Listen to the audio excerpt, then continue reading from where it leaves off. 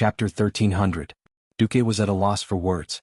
As expected, different people had different ways of thinking. In essence, Duque was selfish. In his heart, he always had a priority list.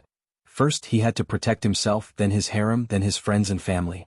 On this basis, Duque did not mind being a hero and saving his country and the world.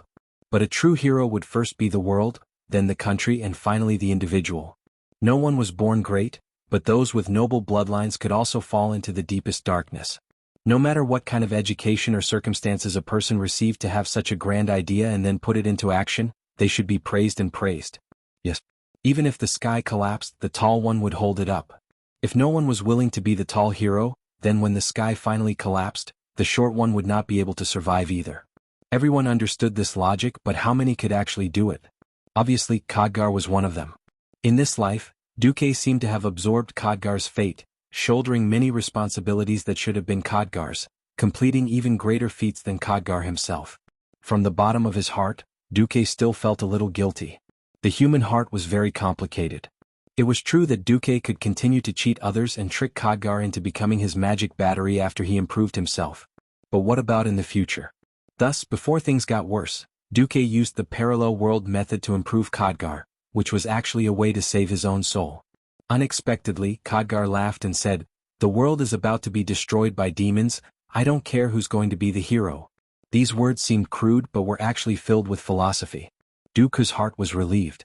So this is the so-called gauging the heart of a gentleman with one's own yardstick? Suddenly he laughed bitterly. Speaking of which, this method of infusing illusions was actually displaying different fates and tempering other people's souls, and it was really effective. Let alone Duque, even the other 5 elemental emissaries could feel the strength of Khadgar's soul. To be honest, before this, Dark Witch Farina had looked down on Khadgar. She could not imagine why Duque would choose such a weak soul to be the core of his 6 elements. Who would have thought that a miracle that seemed to happen frequently but was actually impossible to replicate had happened? Originally, Khadgar's soul power was the lowest among the 6 elemental emissaries, but he had quickly become the strongest among them. This made Farina extremely envious. She stepped out of the ranks, bowed slightly, and placed her right hand on her left chest. However, her fair arm was sandwiched between 2 Mount Hyjal, which made her look more alluring. "My lord, what I did to Khadgar just now, can I try it on me as well? If the elemental emissary is powerful, won't you benefit even more, my lord?" Duque glanced at her. Of course he knew what she was thinking. Duque didn't get angry and said, Khadgar saw his own fate in a different timeline, but the things he experienced, the choices he made, the pressure he endured, and Khadgar's indomitable will were the key to his growth. "Are you sure you want to see it too?" "I'm sure," Farina said with a look of great loyalty. Duque didn't waste any more time and directly connected with his mind. Then, how could the evil Black Witch be treated the same as the good young Khadgar? The miserable Farina saw many scenes, most of which were fabricated by Duque using the system Elf. In the past, in order to farm for equipment in the game, Duque had led his team to Naxxramas over and over again. Thus, Duque simply made a 3D image of Farina's memories in the game and showed it to Farina. Yes, Khadgar was indomitable, while Farina was beaten like a boss in the game over and over again. How could it be the same? In the image of fate, the first half was mostly Farina's memories, but the end of every fate was death. It wasn't that she didn't try to resist, but no matter what method she used to improve herself, she was still defeated in the end. Thousands of reincarnations in the illusory world only lasted a few seconds in reality. Soon, Farina returned from the fate, with a pale face. "Yo, Farina, it seems that you still can't be indomitable." Duque comforted Farina hypocritically. Sob sob sob. "As expected, submitting to my lord is my only chance to break free from my fate. My lord, you are my final salvation." If there weren't so many people watching, Farina would definitely cry and shout as she hugged Duque's thigh, begging for forgiveness. Yes, Farina's loyalty plus 10. After dealing with all the elemental emissaries, Duque finally heaved a sigh of relief. Sensing Khadgar's soul undulations, which were as powerful as a raging river, Duque secretly made an assessment. Breaking dawn. That's it. Only this Khadgar could truly help Duque. Duque returned to the throne of arcane energy, sat upright, and slightly raised his head. "I hereby announce that in 3 days, I will officially break through to the demigod realm." All the preparations were completed.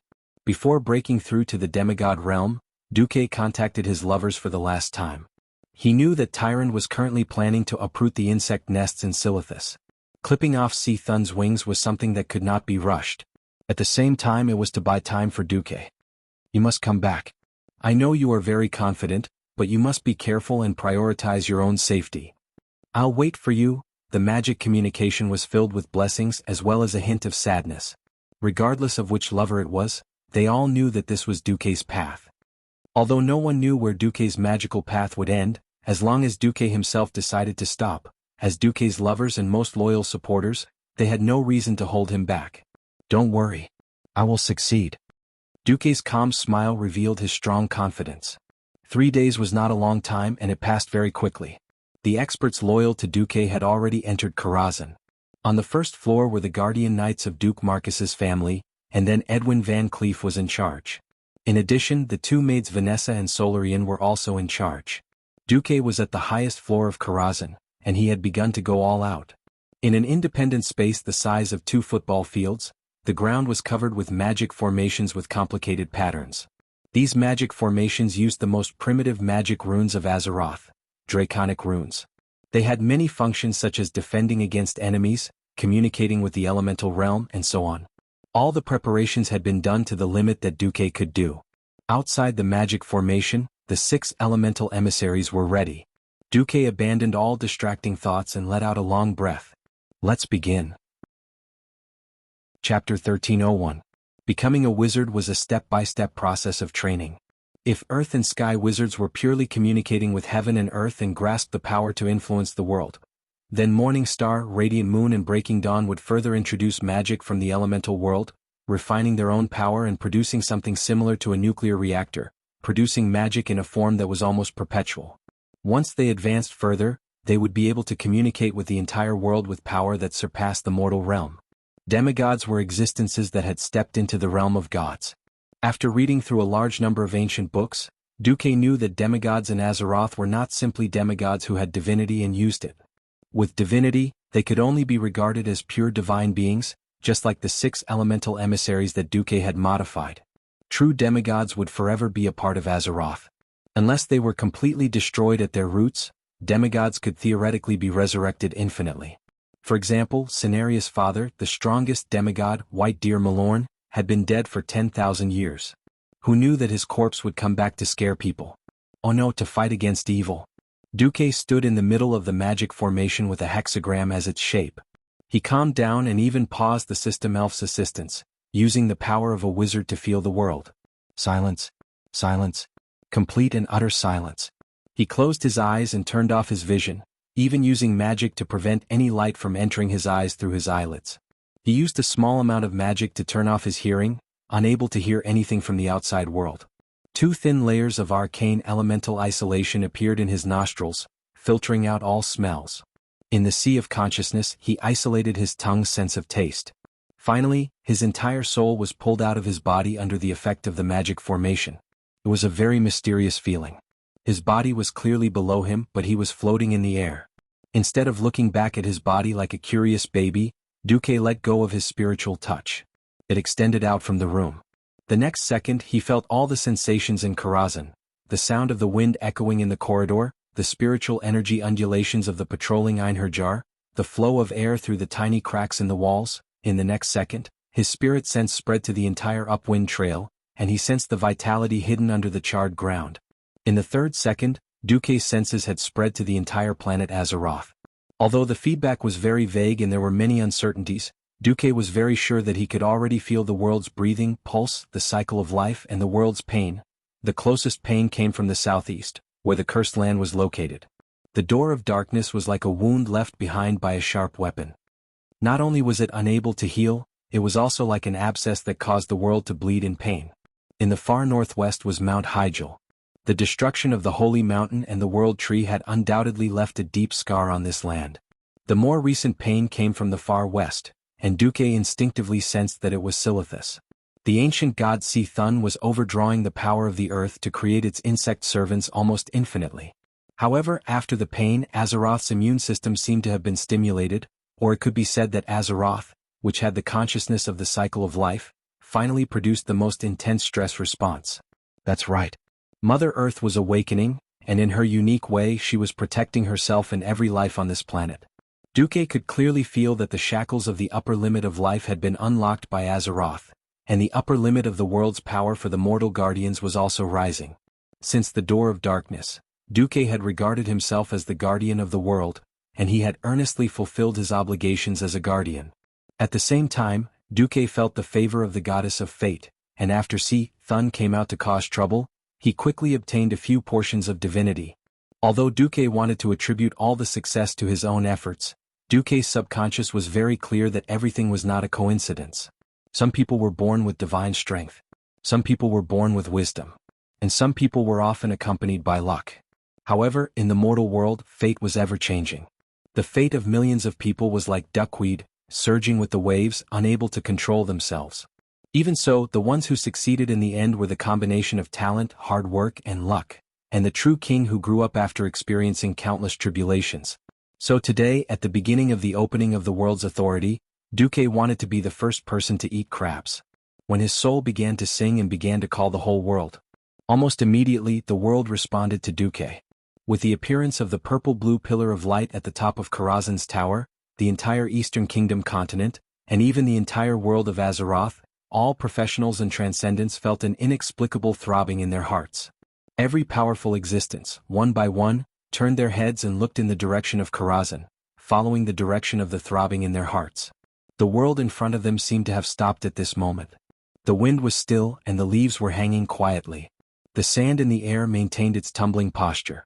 Even in the Silithus worm nest, the flying and spinning broken limbs stopped spinning in the air. The light of dawn penetrated the thick clouds and poured down on the earth without any scruples. The whole world was quiet and quiet. Everything in the world fell into silence, as if everything had completely calmed down, bowing its head and making way for the scene that was about to happen. In the center of the endless sea, the big whirlpool that used to be the well of eternity seemed to have changed for no reason. The center of the whirlpool, which was originally spinning clockwise, as if it wanted to suck all the seawater in the world into the other world, suddenly stopped. There was not a single ripple on the surface of the sea, like a mirror reflecting the color of the sky.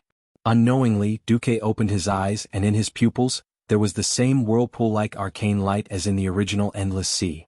This time was very short, less than 1/10 of a second, and then his pupils became clear again. Even though it was very short, Khadgar was still sharp enough to capture this detail. Khadgar's clear voice was perfectly connected, and the resonance of the soul was immediately produced.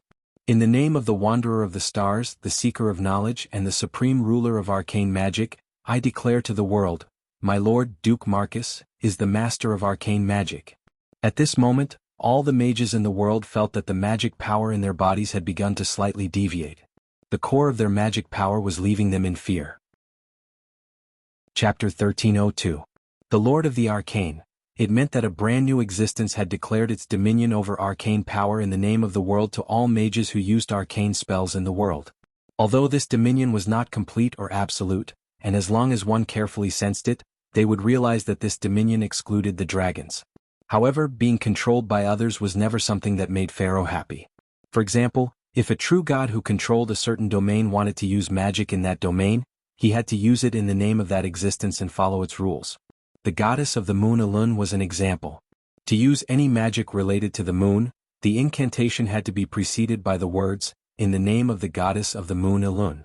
Usually, one had to offer sacrifices to the goddess of Elun, such as overflowing magic or faith, and use the incantation at the critical moment. Only then would the goddess of the moon care about you. In a domain that was monopolized, it was unreasonable. If you lowered your head, there would be a deal. If you were unhappy, then you could only scram and not use this power. Of course, the one who made the declaration was only a demigod, and his dominion over that domain was not complete. At this time, one had to make a choice. If they were really unhappy, they could add something like free arcane magic in front of the incantation to announce that they were using unowned magic. However, if that demigod became a true god in the future, the person who used unowned magic back then would be recorded in a little black book. Then when he became a god, he would come back to settle the score. Burning that part of your magic circuit was a small matter, but what was worse was that your children and grandchildren would be forbidden from using it. That would be a big problem. Moreover, the one who had announced to become the Lord of the Arcane was Duke Marcus. Countless mages' expressions changed drastically, especially Anastrian from Kuel Salus, who was now the leader of the Forgotten Ones. He gripped his staff tightly with his bony claws that were so dry that there was not a trace of moisture in them. This feeling was like Duque had slapped him in the face. One slap on the left, one slap on the right. Then it repeated endlessly. She was so close to slapping out a few of his white teeth. The only good thing was that Duque had only just begun to try to become a demigod. First, he might not succeed. Second, he was still miles away from becoming a true god. Unfortunately, he was still unhappy. It was clearly his own power, but in his own soul, in his own magic circuit, the wandering arcana energy was being extracted. The arcana energy that was branded with Duque's name was forcefully descending. Its unstoppable power was taking over and changing everything.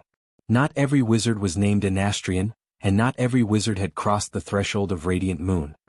From this moment onwards, all wizards below the Radiant Moon realm had to quickly recite the words in the name of Duke Marcus before using any arcane magic. Otherwise, they would have to wait for some great power to develop new arcana spells so that they could bypass Duque's arcana rule. Only then could they use arcana spells again. In the Dalajan, in the Sindorii Kingdom, in the Eastern Kingdom, and in Kalimdor, every spellcaster subconsciously raised their heads to look at the sky. They discovered that the ever-changing arcane energy was constantly gathering and scattering in the sky, forming strange and blurry scenes. Mediocre people could only watch the show. Capable people looked at what Duque had shown them after swearing his oath as the Lord of Arcana. It was a brand new arcana secret. I, Khadgar, in the name of Duke Marcus Elemental Emissary, hereby declare that the subtleties of arcana should be known by the world and understood by the world. The power of arcana should be concentrated in the hands of the good, the explorers of magic, and the devout. My Lord wishes to accomplish all good deeds in the world. My Lord wishes to destroy all evil deeds in the world. Those who are willing to follow this will and this righteousness, please walk with my Lord. Khadgar's soul declaration was transmitted through the world will, and all the mages in the world were in an uproar. If Duque had just tyrannically declared his power, then this was a classic example of enticing and expressing his stance. These words had two meanings. The first was that there would be rewards for those who believed in him. These rewards were the metamagic abilities, arcane subtlety, and arcane concentration, that the mages themselves had to comprehend. As for the former, arcane subtlety, any decent mage would have to figure out a way to learn it on their own. This was because it could reduce your target's magic resistance by 10 points and reduce the threat of your arcane spells by 40%. There were always people with thick skin in this world. For example, the warriors of the Blackrock tribe were born with high fire resistance. 10 points of resistance was a unit that could reduce the enemy's resistance by a considerable amount. And the threat was to make the enemy more wary of you. For example, if you cut the enemy's arm after they had been anesthetized, they wouldn't feel any pain and wouldn't feel like you were hitting them. Arcane concentration was to further reduce the enemy's resistance to your arcana magic. These two metamagic abilities were very painful even for high-ranked mages. If they rejected Duque, it would mean that they would have to say goodbye to these two metamagic abilities forever. The second meaning was even more direct. Damn it, I'm on the side of justice and kindness. Those who are neutral are fine, but those who are evil can all get out of here. Almost as soon as these words came out, the entire Dalajan was in an uproar. Long live. Praise be to Duke Marcus. In any world, power was in the shape of a pyramid, and those with ultimate power were always in the minority. Most of them were ordinary people at the bottom. Duque's announcement meant that almost every decent mage, as long as they weren't evil cultists, would automatically have two metamagic abilities. For a large group of mages, this was a huge increase in power, or at least 20%. Almost at the same time that Khadgar made the announcement on behalf of Duque, more information regarding arcana magic was transmitted to the souls of the mages, such as the standard of using arcana magic, and that the starting point for exploring arcana magic was to be a Morningstar mage. Every spellcaster could feel Duque's strictness, as well as his demand for mastery of arcana magic. Duque, who was in the middle of the spell formation, did not say a word. He subconsciously lowered his head, and found that beneath his feet was no longer a spell formation, nor was it earth, nor was it mountains and rivers. Instead, it was a world of nothingness with only arcana elements left. This world still had the outline of planet Azeroth. He could even transcend matter and space and directly see the souls on the other side of the planet on the Kalimdor continent. Souls of all colors. Although there were countless souls fleeing from this illusory world of arcana magic, some of them were spinning strangely, some were trembling, and some were even desperately trying to break away from this world of arcana magic. Duque sensed that they were things that had begun to decay. Calamity Army. The Forgotten. The corner of Duque's mouth lifted into a mysterious smile. Chapter 1303. The complicated prayers lasted for an hour. Duque was also a little helpless. There was nothing he could do about it. This was because the arcane technique was the core of a mage, and it was also the core of his breakthrough to the demigod realm. Simply crossing the threshold of a demigod wasn't that complicated. If he didn't want to improve, he could just say that he was the guardian of XXX. For example, the wild boar demigod Agamagan, who was killed by two third-rate void dukes. Although he was said to have transformed into the Razor Highland that protected the boars and the boar people after his death, Duque still felt that he was useless. Duque had ambitions and dreams. Otherwise, he would not step into the god domain and just go with the flow like a commoner. Since he wanted to destroy the Burning Legion and break through to the divine realm, then he had to aim for the position of true god. Therefore, from the very beginning, Duque had chosen a broader and more powerful domain as the core strength for his breakthrough into the demigod realm. Duque's announcement to the souls of the entire world made Jaina and Lucia very happy, because from this moment on, they could use other methods to quickly and accurately find out about their lover's condition. Of course, no one knew if those who offended Jaina would have their magic banned after she gave them pillow talk. Just when the pharaoh of the world thought that Duque would be lucky enough to become an arcana god, the pharaoh of the world, in Karazhan, the second elemental emissary stepped out. The manager, Majordomo Executus, was a fire demon. This was because the pharaoh were currently experiencing the soul connection from the world. Whether they wanted to or not, they had to pay attention to it. If Khadgar, who was the first to run out, could be said to have won the hearts of most of the pharaoh races, then Majordomo Executus, who had just run out, had truly shocked many pharaoh races. Damn, a fire demon had come out. What the hell was this? After all, not every pharaoh knew that Duque was so awesome that he accepted a fire demon as his underling. There was no doubt that Majordomo Executus affected the appearance of the city.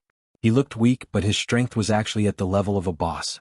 The special characteristics of the fire demon made it very difficult to defeat or even kill him with the support of the fire element. He raised his arms high, and the horn-like spikes on the outside of his arms and on his back made a cracking sound when he raised his hands. Every pharaoh in the world noticed that they were hallucinating on their retinas. Countless tiny flames were circling around them, even floating up and flying into the sky. Majordomo Executus' slightly strange accent echoed in the hearts of the pharaoh. I, the fire demon Executus, in the name of my lord, the conqueror of the molten core, the slayer of the fire demon King Ragnaros, and the supreme ruler of the land of fire, declare to the world that my lord is the lord of fire. Almost as soon as Majordomo finished his soul declaration, the entire magic world, and even the entire fire elemental world experienced a magnitude 12 earthquake.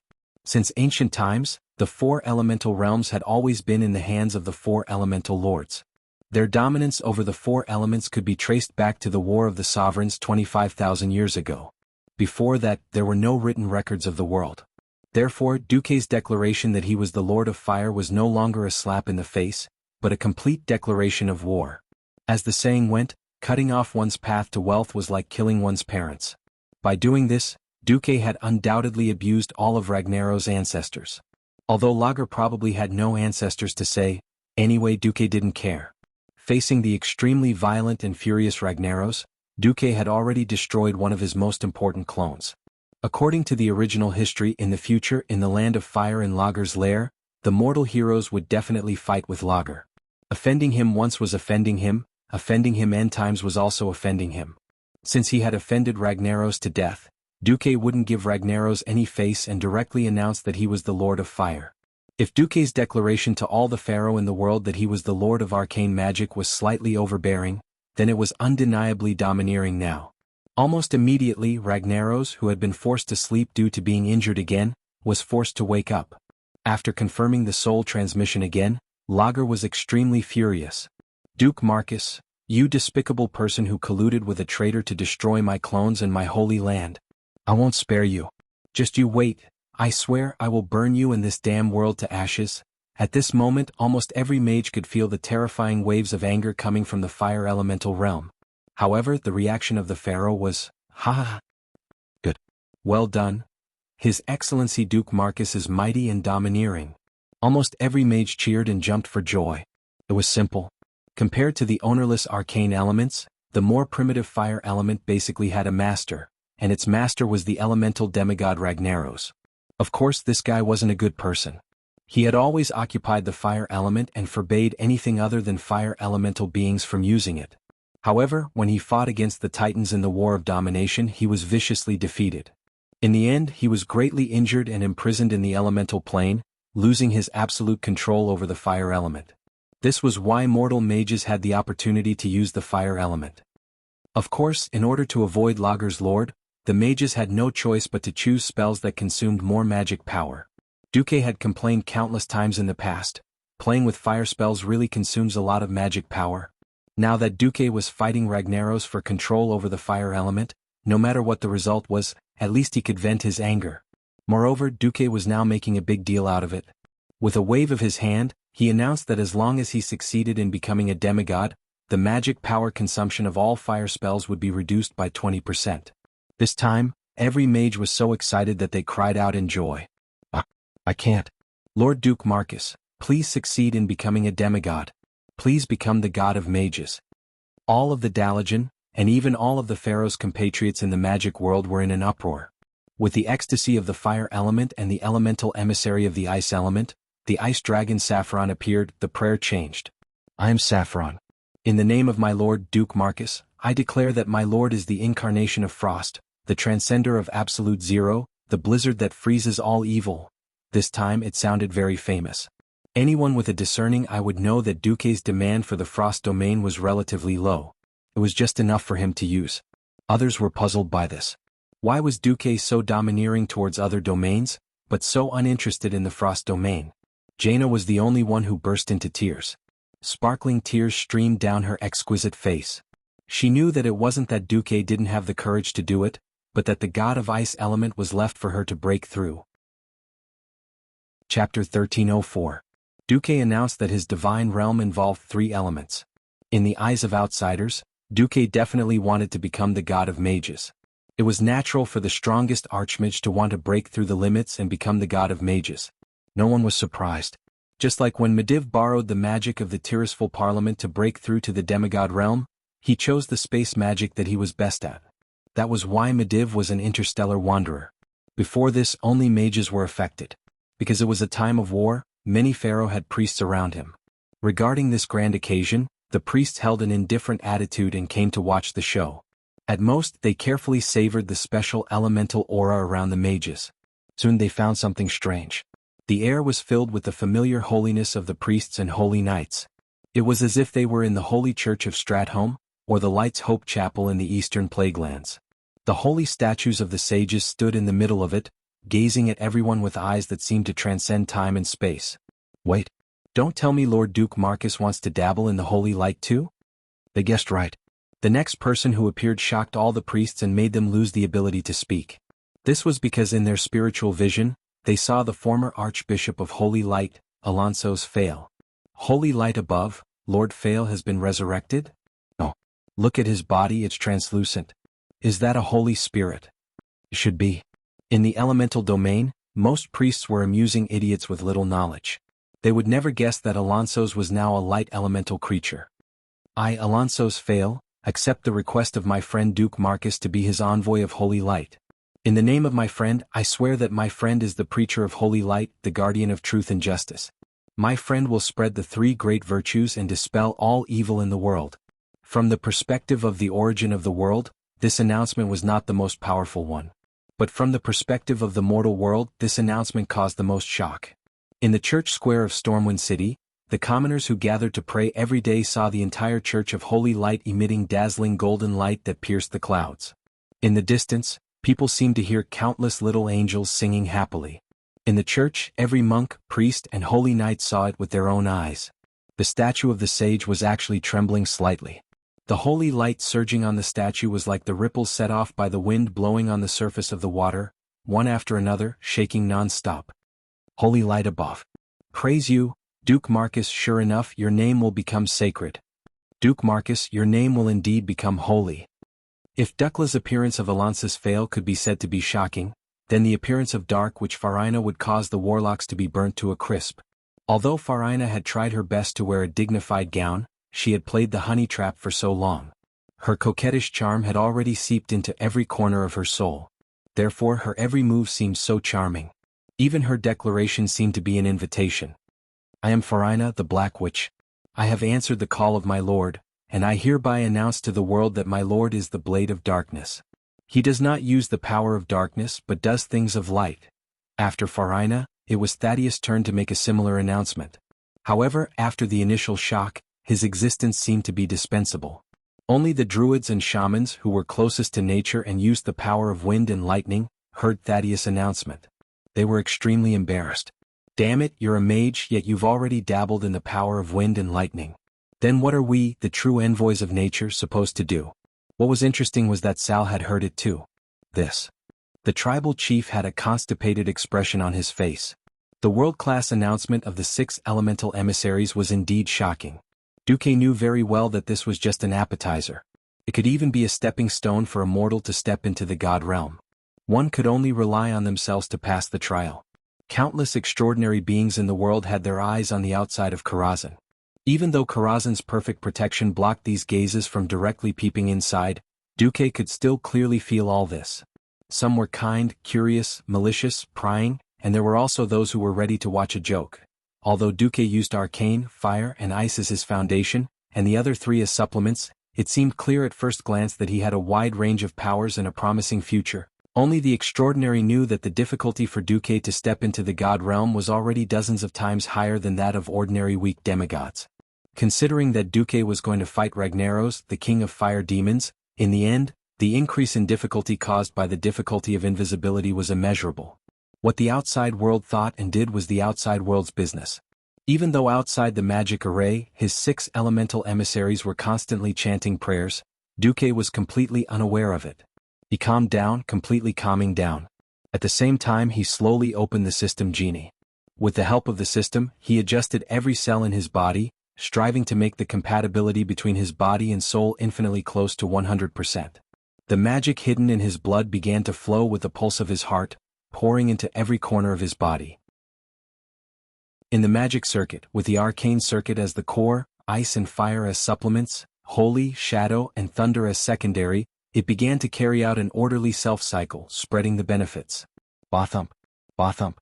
The beating of the heart and the pulsation of the magic circuit turned into a sound. The sound became louder and louder, like the beating of a drum, resounding through the highest levels of Karazhan. At this time, Duque's appearance had completely changed. It looked like Duque, except that his outline was still Duque. He no longer looked like a human with a physical body. The energy of the 6 major elements appeared on the surface of Duque's body, forming countless curved lines. These thin lines were like hundreds of thousands of spider webs, densely covering the surface of Duque's skin. In the surrounding void, countless elemental energy was attracted over, and after being filtered by the magic array, it became extremely pure energy, shooting towards the surface of Duque's body and quickly penetrating his whole body. At first there was only a faint glow under Duque's skin, but then the faint glow that emerged became more and more intense, and then became even more dazzling. His whole body seemed to have become a complete elemental body. That was only on the surface, and in fact the transformation was not yet complete. Duque carefully controlled the balance of elemental energy in his body through the system. Even with the help of the system, this was still a task that required great care. Dancing on the edge of a blade could not describe the difficulty of this task. Chapter 1305. If he had to use a word to describe it, it would be like driving a sports car at 300 km per hour on a bad road where a few pieces of gravel could jump out at any time, with one hand on the steering wheel and the other out of the window, and then, in an instant, complete the standard sense of threading a needle. This was not something that could be done after showing off and running away. If he was not careful, not only would he explode in minutes, even Karazhan, and even half of the Elven Forest and Twilight Forest would suffer. Duque clenched his teeth, and then, like embroidery on a grain of rice, he carefully controlled the system elf to further purify the seemingly pure elements that had been absorbed into his body. With arcane spells as the foundation, flames and frost as the branches, and holy, shadow, and thunder as the support, he separated the impurities from his body at high speed while further fusing the magic.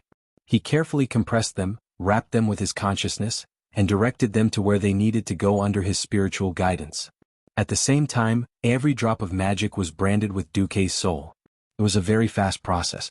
Even though there were tens of thousands of pores all over his body that were filled with magic, Duke, with the help of the system elf, seemed to have divided his soul into tens of thousands of parts, and each part was doing its own job: filtration, purification, sublimation. His soul was in great pain. The pain that exceeded the limits of the physical body was not something that could be suppressed by any type of anesthetic. Because in a sense, Duque was giving up his human body and was transitioning into a spiritual body that was close to an elemental body. Very painful. Very painful. Heart-wrenching pain. So painful that his skin was cracking inch by inch. The feeling of being torn into millions of pieces and then ground into powder almost made Duque collapse. But when the pain reached its peak, all of a sudden, it disappeared without a trace. What replaced it was a sublimation. His whole soul was light, and under his feet, there seemed to be a colorful blurry world that was opening a door that belonged only to him. Duque. Come.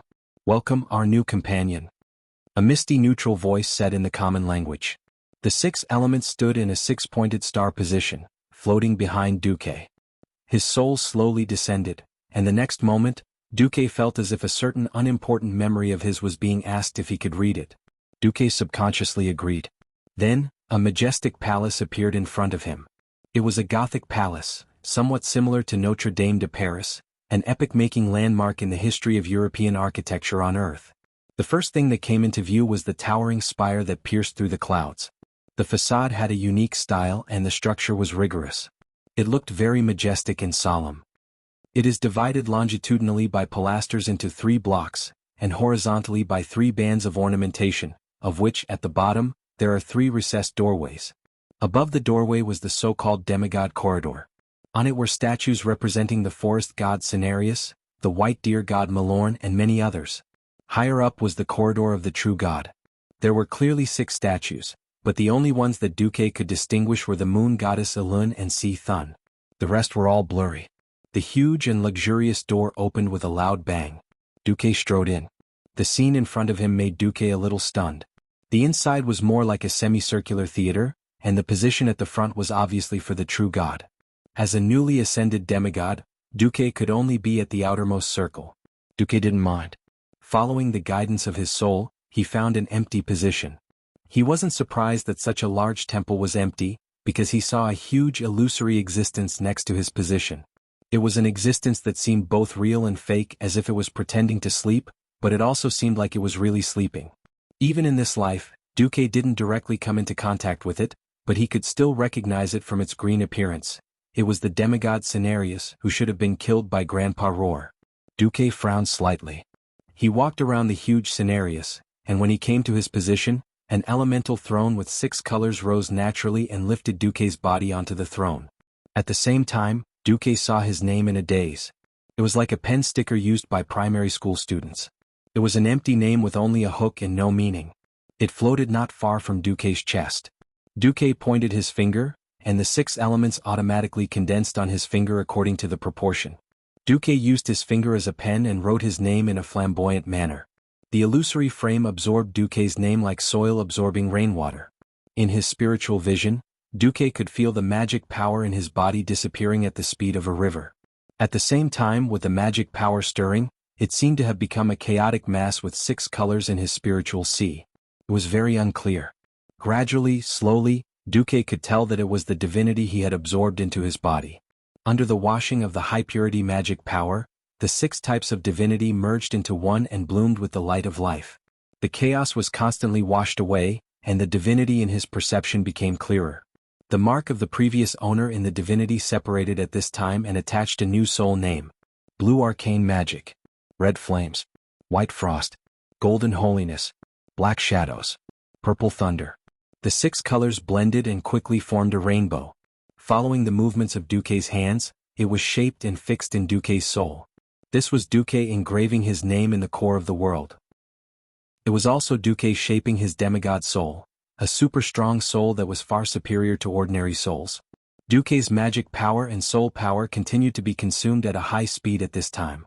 If it was an ordinary demigod who did not have enough accumulation, they might run out of power and then be destroyed on the way to becoming a demigod. But Duque was not an ordinary demigod. Since he had chosen a more complex divinity structure, he also had a wider source of divine power. He could even clearly feel that on the 2 continents of the Eastern Kingdom and Kalimdor, countless mages, priests, druids and shamans were supporting him faintly, using their overflowing magic to quietly replenish Duque's consumption. Similarly, in the fire elemental world and the water elemental world, there was also a good amount of magic replenishment. Of course, as the core arcane magic, Duque could only rely on Karazhan's reserves. That was the overflowing energy from the void and other spaces that Karazhan had accumulated for countless years. Suddenly Duque saw a vague figure. Although it was vague, he still recognized who it was at a glance. Medivh? Chapter 1306. That's right. It was Medivh. Medivh, who was supposed to live a happy retirement after the third battle of the Dark Portal, made a move at this time. It was a powerful force hidden at the bottom of Karazhan that even Duque did not perceive. Duque was a little taken aback. If old Max wanted to trick him, he could blow up his lair in minutes and he wouldn't have a place to cry. Fortunately, Duque was the inheritor who truly inherited Medivh's aspirations and legacy. Well done. But don't waste your power. The higher your starting point for becoming a demigod, the greater your chance of becoming a true god. Across the void, Medivh's voice reached the depths of Duque's soul. Yes. Duque nodded heavily. In this world there were many extraordinary people. For example, before transmigrating, there were people who could complete 1-micron level polishing. There were people who could complete electric welding that even the most sophisticated welders could not. That was both the craftsmanship of the great nation's craftsmen and the display of the limits of the human body. With the help of the system elf, Duque's fine control of magic made it so that not a trace of magic was wasted.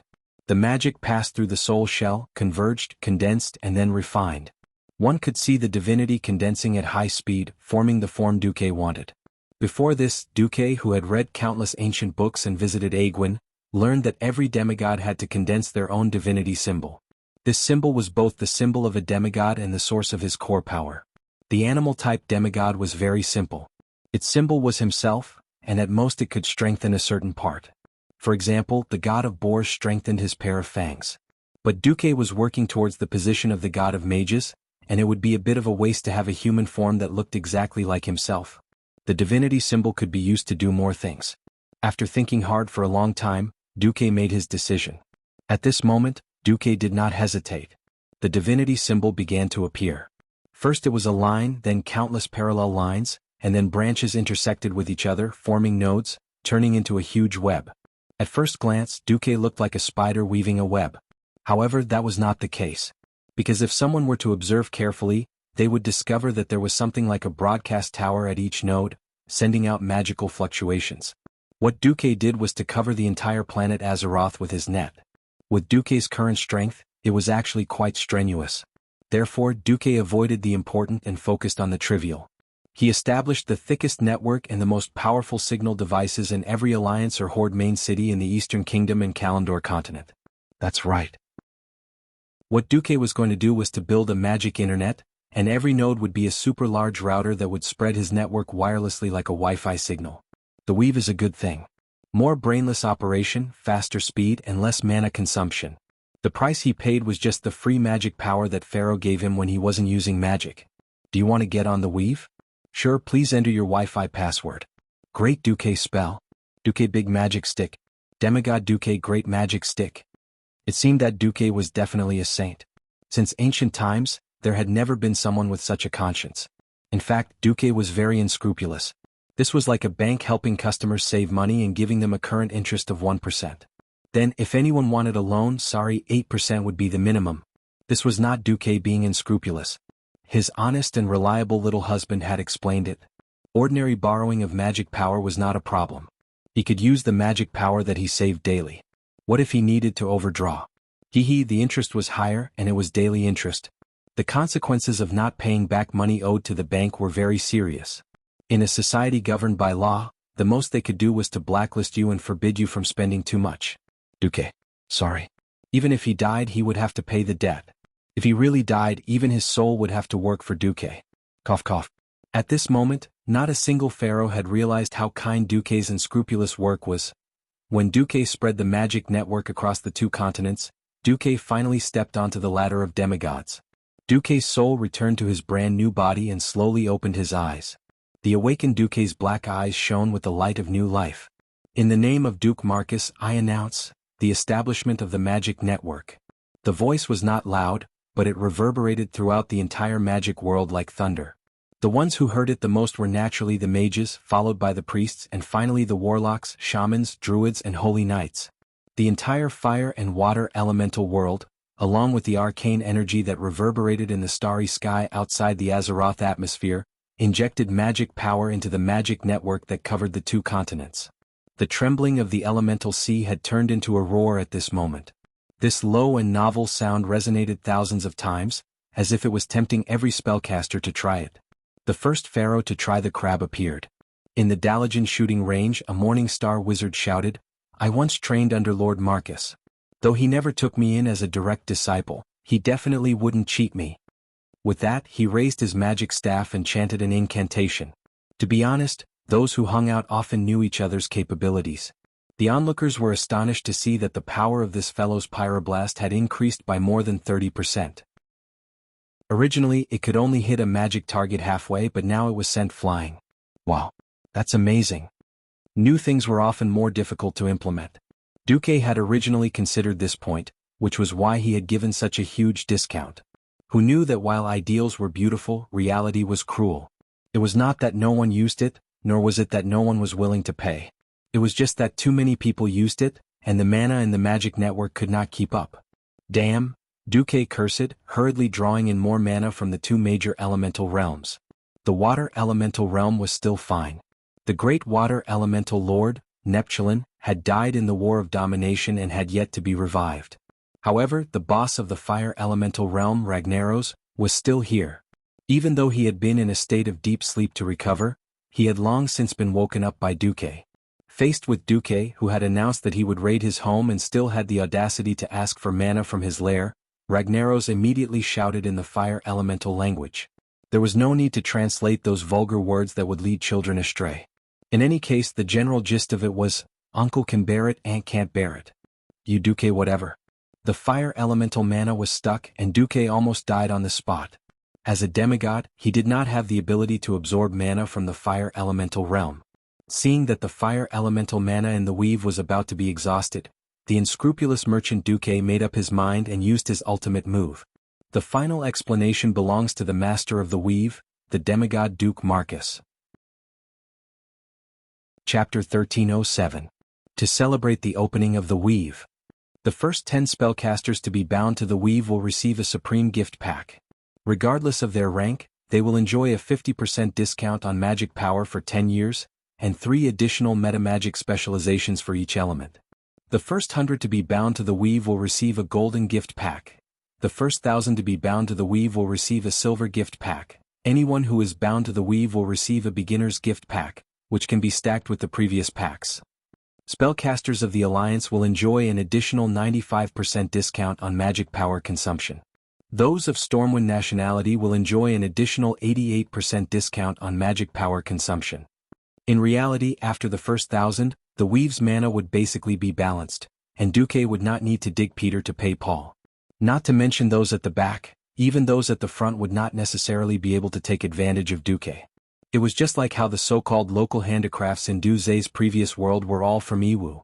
It would be foolish to buy them at a 50% discount, but he would still make a profit even if he gave them a 10% discount. On the surface, Duque seemed to be selling them at a huge discount. There were so many tricks that even Duque's little conscience felt apologetic. For example, an ordinary sky wizard would need 50 units of mana to cast a beginner fireball. In reality, to achieve the same effect, they did not need that much. Magic education in this era was actually very primitive. One pharaoh had found a more feasible path, and then taught it by example. A large number of people knew how to use it and it became a classic. Coupled with the fact that pharaoh with a bit of a brain chose the wrong talent and ran off to do all sorts of research, very few pharaoh cared about the efficiency of basic magic and whether it could be improved. If your fireball can't kill your enemy, it's because your fireball isn't big enough, it's not fierce enough. 90% of the mentors said this. This was because the fireball would dissipate very quickly once it left the mage's control. To throw it 30 yards away and still maintain its power when it hit someone, they would only focus on gathering the fire elements and ignore the other problems. Duque was different. In the past, the Dalajan was under Antonida's control, so naturally he had no room to interfere. After Ronan became the chairman of Kirin Tor, Duque was so busy that he had no time to care about the mages. Now that Duque was going to become the god of mages, even if he was only a demigod, he had the obligation to seduce? Oh no, to correct the mistakes of those newbie mages. First, the magic model. In the past, those fellows had used messy models and Duque looked down on them. If they wanted to use the weave, they had to use his model. If someone had the ability to remove the halo of divinity from the weave and study it carefully, they would discover that the fire magic and ice magic were filled with fluid dynamics applications. All magic shot out has experienced a similar flat nozzle contraction process like a water gun.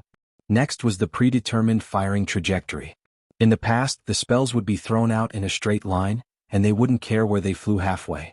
It was a good thing if he could hit it, but if he couldn't, he could only blame it on his bad luck. Accuracy was not a consideration, it was all about quantity.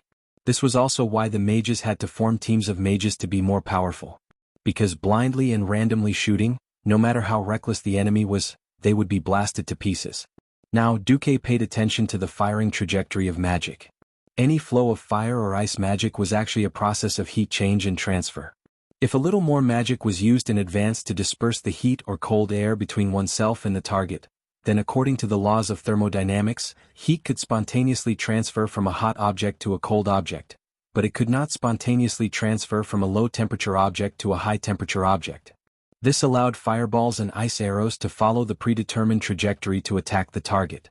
According to the knowledge that Duque had learned in university and the theory of Azeroth magic, with the final optimization by the system genie, what was obtained was the explosive, magically modified version of the weave magic. While he was busy breaking through to the demigod level, the allied army was not idle.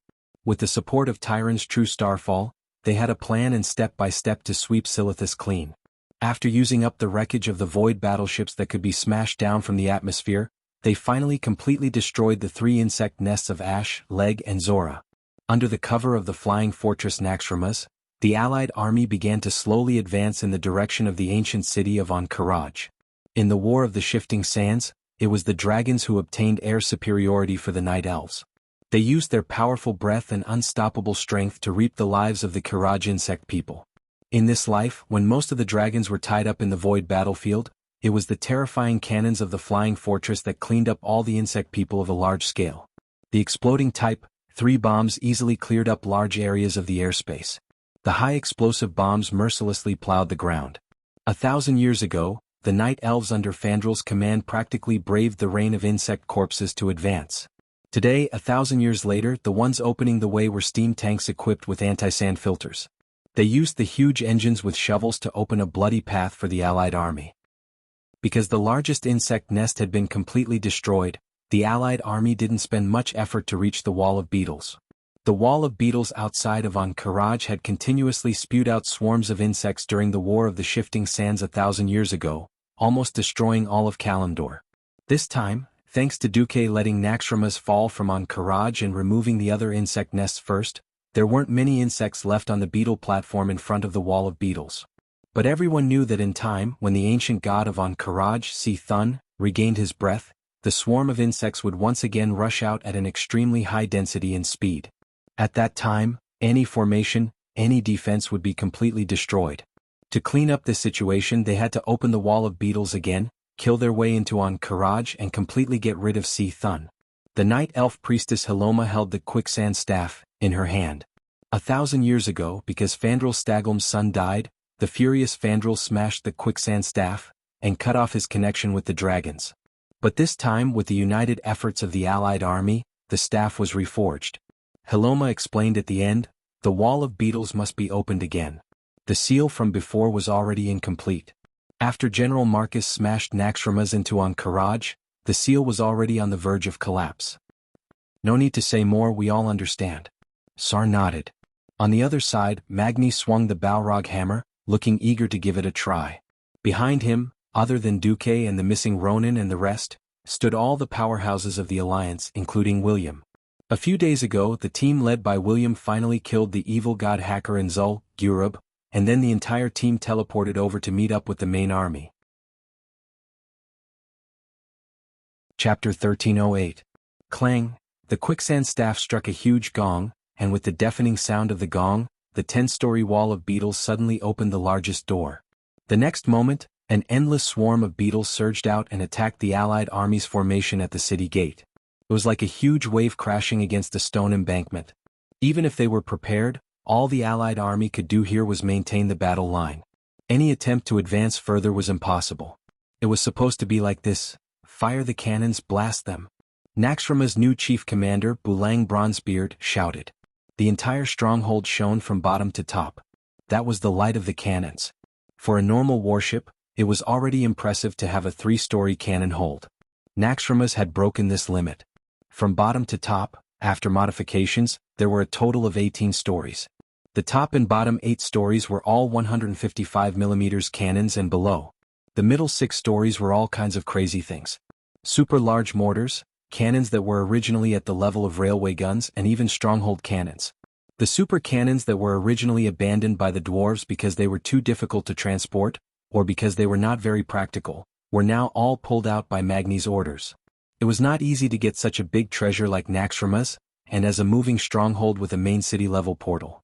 Other than Elusia's insistence on Duque's order, which forbade the master craftsman Gerben from installing laboratories in the stronghold, the dwarves and gnomes had installed all the crazy things in it. In the end, within a month, Naxxrama's had become such a ferocious existence. 2,000 cannons of various calibers, the target was more than 5,000. There were already 36 wizard towers, 108 under construction. The final target was 256. Among them there were 36 wizard towers for Radiant Moon mages to oversee, and 3 for Breaking Dawn mages. Even if there were only 2,000 cannons, there were only 500 on each of the 4 sides. Its power was definitely at a level that could destroy heaven and earth. Fire the cannons, fire the cannons. Bulang was inexplicably excited. Unlike his 2 elder brothers, although he could also use God's descent, it was not strong. Bulang's talent was basically focused on long-range weapons. After careful study, he even proposed the idea of transforming Naxxrama's into a multifaceted fortress. This way, no matter which direction the enemy attacked the stronghold from, they would receive a more 3-dimensional counterattack. Now, under the bombardment of the cannons, tons of Karaji bugmen were blown into the sky and turned into dregs. They fell to the ground like heavy rain, forming a thick mountain of bug corpses. Bulang frowned and gave the second order: all mortars will drop incendiary bombs. A few minutes later, the entire wall of beetles had turned into a fiery purgatory. Fortunately, the direction of the wind was from north to south.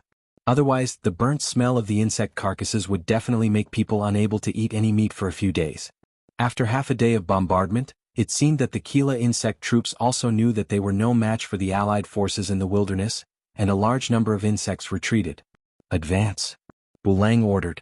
But soon a warning came from the fortress control system. DD. Warning. Warning.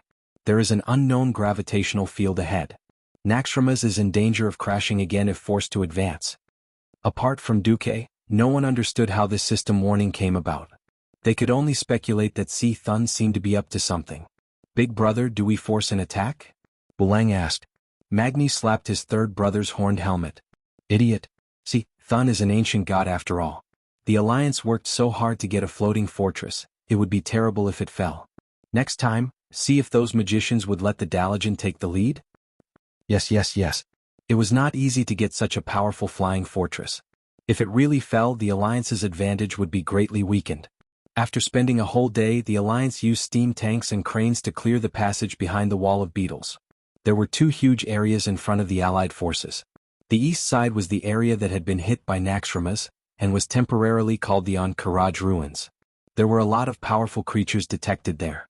The west side was the main building of the Ankh-Karaj temple. I suggest we split into 2 groups. Otherwise, if we all attack one group, it will only make the other group attack from the back, Sal said. Magni and the other leaders of the Alliance fell silent. It was true that the Alliance and the Horde had formed an alliance. However, in the absence of Duke, both Magni and William did not have enough power and prestige to suppress Thrall and hold absolute command in the Alliance, even though both sides had tried their best to cooperate sincerely. After thinking for a while, Magni and William looked at each other and understood each other's thoughts. A melon that was forcefully twisted would not be sweet. Then I'll have to trouble the Horde to attack the Ankh-Karaj ruins. Magni turned and said, Your Majesty Jaina. Yes. Jaina responded, then walked in front of Sal and handed him a 30-page document. This is the information that Commander Duke Marcus came up with after consulting a lot of historical materials about the War of the Shifting Sands and asking the Dragon and Night Elf commanders who participated in the war. Sal, Woken and Grom's pupils instantly shrank. They were old friends. Even if they had different standpoints, Duke's information was rarely wrong when it came to the Allied forces facing a strong enemy. General Lajax. Scar the Scarless Adrian? Thank Duke for me. Sal nodded heavily. Please note that the records in the historical materials are not complete. These are only the parts that are recorded. For the rest, please adapt to the situation, Jaina emphasized. Of course, she knew that Duke should have detailed information about the color of the fur on the enemy leader's butt. But the Alliance was not obliged to provide it to the Horde. If it was the Horde in the past, Duke might have given more detailed information to preserve the strength of the Allied forces. But now, the gazes of the three Windwalker sisters were like arrows, shooting towards Sal's back with shio shio shio. Similarly, the Alliance's priests and paladins also looked over there with ugly expressions. If it weren't for the Karaj insect people and Sea Thun, who were even more terrifying enemies, they might have been completely defeated. Sal was a little embarrassed, but he didn't regret it. From the day he recruited the Forsaken into the Horde's camp, he had foreseen this scene. The former Great Chief Orgrim and the other chiefs, plus the former Sun King Anastrian and the Silver Moon Council had all become Death Knights and Liches. It would be strange if the Alliance gave them a good attitude. That was why Sar had suggested splitting the army, and why Magni had agreed. Without Duque or Anduin Lothar, who had defeated the Horde, they really couldn't control the situation. Chapter 1309. The Alliance and the Horde split up. Thrall wasn't careless. Other than pulling the Horde's main force, he also borrowed half a division of steam tanks. Thrall simply asked for cover fire. The Alliance didn't dare to let Naxxramas go up, but it was still possible to get a tank division and 2 flying battleships. The Skybreaker was left behind and the Flying Dutchman and Black Pearl came up. It turned out that the Allied forces were a little oversensitive. They seemed to have realized that areas outside the protection of Sea Thun's divine power were no match for the Alliance's artillery. The Kiraj Bugmen had no intention of fighting the Alliance outside. The Alliance drove all the way to the main hall of the Ankh-Kiraj Temple. The moment they stepped through the door, countless Alliance soldiers felt dizzy and vomited. This is Sea Thun's evil aura? Tyron didn't look too good either. She felt that the power of the moon goddess Elun was being rejected. It wasn't that it couldn't be used at all, but if they wanted to use it they would have to pay a higher price. Everyone below the level of a hero, leave. William waved his hand and ordered decisively. There weren't many mortals who entered. With the help of the stronger ones, they barely managed to complete the evacuation. This isn't good. If only the hero squad can enter, it'll be troublesome if we get surrounded. Magni took off his helmet, scratched his head and put it back on. Jaina was the most careful. She pointed at the stairs. Look carefully. There aren't many traces of insects stepping on the stairs. If I'm not wrong, those with insufficient status aren't allowed to enter the main hall. If a large number of insects' sharp legs had pierced through the stairs countless times, no matter how hard it would be full of holes. It seemed that humans were divided into different levels and so were insects. Along the way it wasn't just ordinary insects that attacked them but powerful monsters. The 10-story tall monster, the Anubisath Defender, looked like a typical Egyptian dog-headed giant.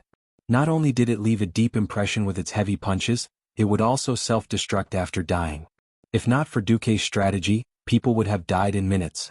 The Obsidian Cleanser, which looked a little like a sphinx and had a purplish-black body, could release disgusting energy shockwaves and mindlessly blow people up.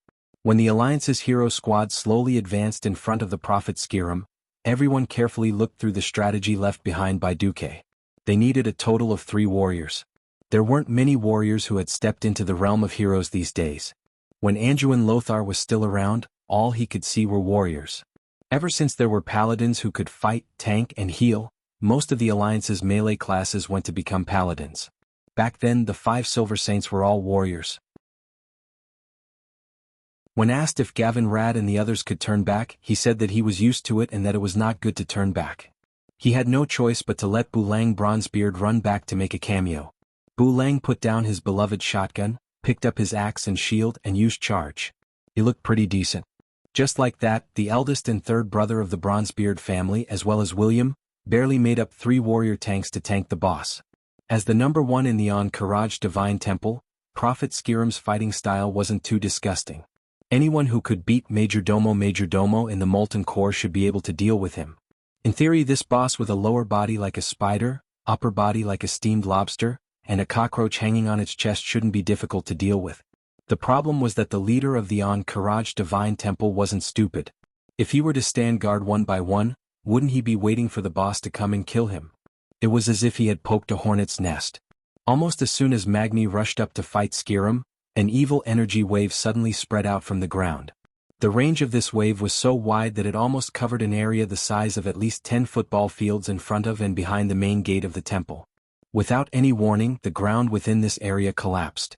The majestic main hall of the Ankh-Karaj Divine Temple, along with the huge dome that was the size of a battleship, the thick stone pillars that required 5 people to wrap their arms around, and the exquisite and beautiful hard floor tiles all collapsed. This was so big that it left all the Alliance powerhouses speechless. None of the Alliance powerhouses knew how to fly. As the debris fell like rain, everyone screamed and fell. Watch my pseudo-levitation spell. Gavinrad reacted immediately. He waved his wind sword, and the strong wind from the divine artifact sword blew under everyone's feet. It slightly supported everyone and slowed down their falling speed. In theory, they wouldn't die from the fall, but a new problem arose. Everyone's falling speed slowed down, but the huge rocks above them were still falling at the same speed. For everyone who couldn't dodge in midair, this meant heavy casualties. Attack. The Windrunner sisters were the first to react. The 3 sisters suddenly twisted their bodies and changed their posture to be upside down so that it was easier to shoot with their bows. The arrows mixed with the power of wind and lightning rushed up and smashed the rocks above them. While the Windrunner sisters were covering them, everyone else started to summon their flying mounts, pure-blood fire eagles. Bright flames flew out of everyone's hands and turned into a huge fire eagle in the blink of an eye. Only when the fire hawks carried the heroes did the situation change a little. There's something down there. Sasha's eyes were the sharpest. Half a second later she shouted, "Enemy!" It's a family of 3 and the leader of the sludge. A family of 3 was the abbreviation of Lord Carey, Princess Yaj and Vim. They were the leaders of the 3 gigantic insects of different sizes and colors. The leader that looked like a sludge monster was the aberration monster, Vistus. Don't go down, it's a trap. William was the first to react. Don't act according to the enemy's plan. This was the instinct of a commander. Just as everyone was about to fly up on their pure-blood fire eagles, an ear-piercing buzzing sound came from afar. Everyone was familiar with this sound. It was the buzzing sound of bees flying. The problem was, where did such a huge bee come from? The first to rush out of the darkness and enter the vision of the Alliance powerhouses was a huge green insect. There were many red spots on her wings. Princess Huron? Aurelia turned pale with fright. Most of the people were suspended in midair. Aerial battles weren't something that mortals were good at. Even if everyone had a pure-blood fire eagle to carry them, it still wouldn't work. No one believed that a pure-blood fire eagle that was only slightly stronger than a griffin would be a match for a flying insect like Princess Huron. Oh, do I have to do it after all? There was only one person who didn't summon a pure-blood fire eagle despite being supported by Gavinrad's Gale, Countess Katrana. In fact, even if she was left alone, she wouldn't fall to her death.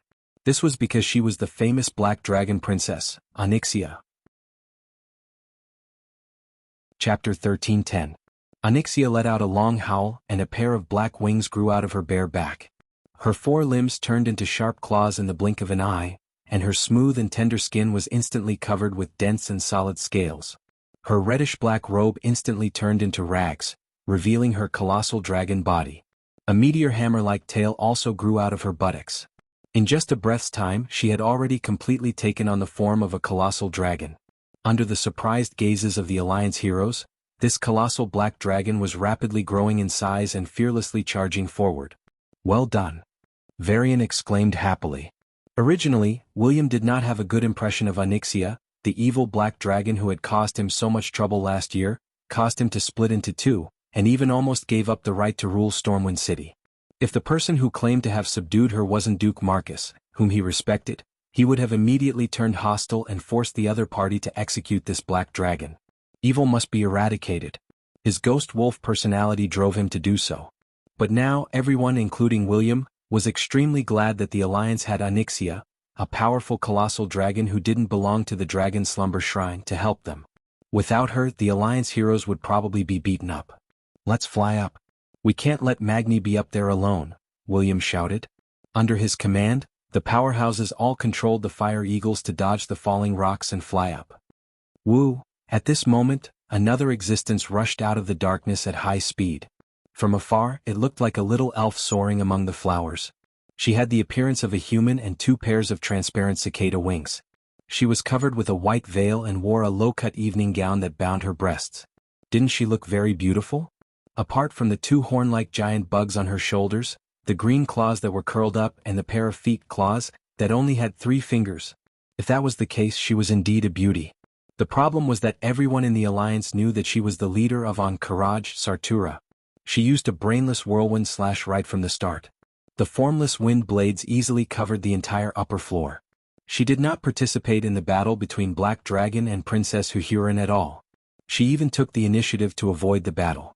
Knowing that the wind blades of whirlwind slash would not be able to hit the pure-blooded firehawk in the distance, she only did one thing: block the entire airspace, forbidding the Alliance from flying up.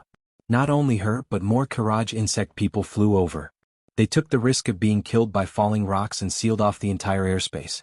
William's facial muscles kept twitching as he looked at the sealed airspace again. Finally, he squeezed out a few words from between his teeth. "Let's go down. Don't separate." That's right. He had no choice but to go down. Be it Magni or Onyxia, they were both people who could hold on for a long time on their own. He could only wish them luck. After he made up his mind, the things he had to do became much clearer. At first glance, this was a huge cave with a depth of more than a kilometer.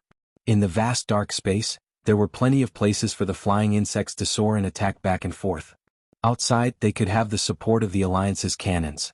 However, in this cave there were leader-level insects on the ground, and they had to be wary of the enemies that swooped down from time to time. Needless to say, annihilation was the only outcome. "We have to find cover," William shouted. "There."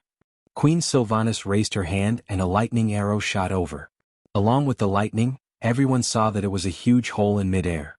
The hole was about 2 stories high, and could allow 4 carriages to pass through side by side.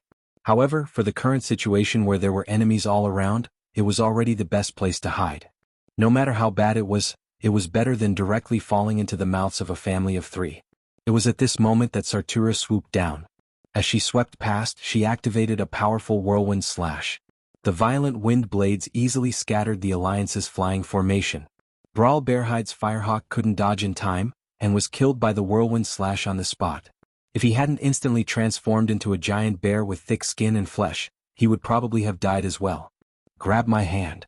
As the other main force of King was Iron Triangle, Valera barely managed to save Brawl. "No. We have to do something," William shouted. "Duque, help." Jaina couldn't help but shout in the weave. If possible, Duque wanted to spend more time perfecting his weave. He had never thought that his weave would have to undergo a test so soon. Spellcasters who were connected to the weave could contact it, but most of their requests would be ignored. Duque wasn't a super operator with 1,000 brains. In order to maintain the newborn weave, his system elves were almost operating at full capacity. However, this voice couldn't be ignored by Duque because the one calling him was Jaina. "Duque, I need your magical support, the kind that can instantly annihilate thousands of flying insects." "All right." Duque's direct reply in the weave made Jaina overjoyed. Communication through divine will was the most direct.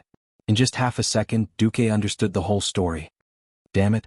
Mere insects, do you think you're an eel? You even dare to touch my girl?" The entire weave was responding to its owner's anger. Apart from the flapping of the flying insect's wings, there shouldn't be too many other sounds in the void. Suddenly, it was as if the darkness would split open at any time and a sun would jump out. The rocks and sand around the fire eagle that should have been falling at a higher speed seemed to have broken free from the restraints of gravity and sputtered horizontally. A terrifying aura with great majesty rose from behind Jaina and Elucia, and the insects that were flying in the air started to cry out strangely. They screamed, wanting to get close to the 2 female spellcasters and get rid of them first. However, a formless elemental wave swept across the void. It was as if there was a pair of gigantic air palms above and below that suddenly pressed down on all the insects, causing them to hover in the air. They couldn't move up nor down, nor could they advance nor retreat. They were stuck there awkwardly, becoming pitiful live targets. In the next instant, the darkness around the 2 female spellcasters suddenly parted, and a dazzling white light lit up the entire dark cave like the first snowfall of winter. Reflected in everyone's eyes were countless rays of pure white light piercing through the vast darkness of the void. It was as if the heavenly river was flowing in reverse, attacking from below towards the sky. Blizzard? No. This was more than 1,000 top-notch frost arrows.